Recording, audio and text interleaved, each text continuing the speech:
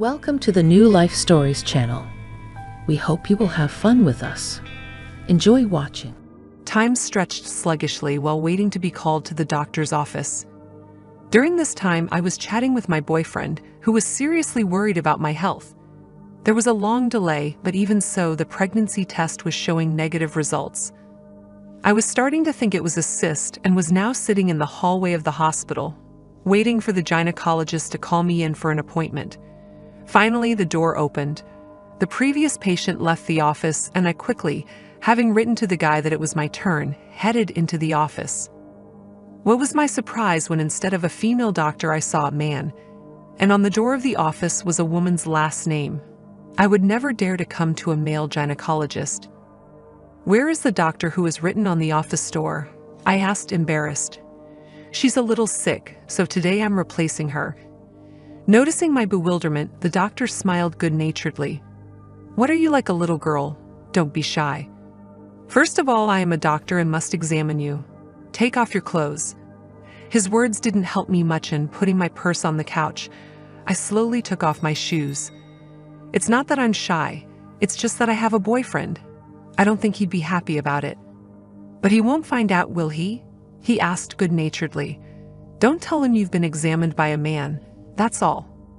Surprisingly, these words calmed me, and I began to undress, answering his questions from behind the screen. When I was ready, I came out from behind the screen and, covering myself, went to the chair. The doctor looked up. Something evaluative flashed in his gaze, and he headed toward me. I was quite sure that he was obviously attracted to me. "How beautiful you are," he said, and began his examination. "You're already complimenting me, doctor," I snickered. "It's a crime not to compliment you." And he theatrically raised his hands in the air.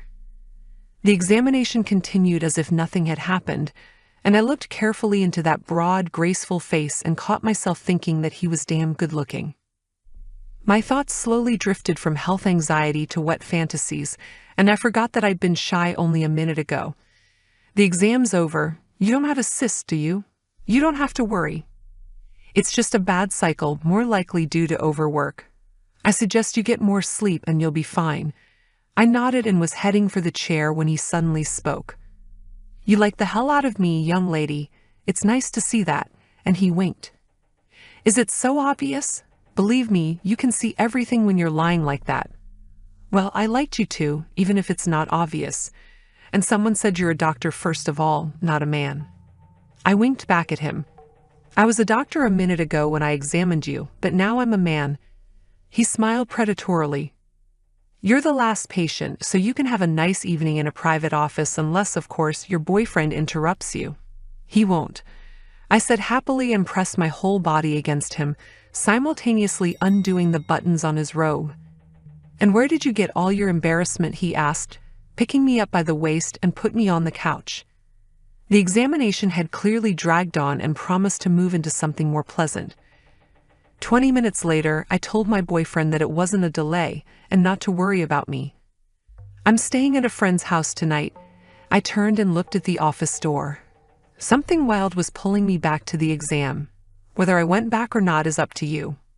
Anyway, after that I changed my gynecologist, and now I go for checkup every month, so my doctor prescribed me for preventive health care. Dear friends, if you liked this story, please share your thoughts in the comments and put like or dislike. And don't forget to subscribe to our channel. Thank you all. Until new stories.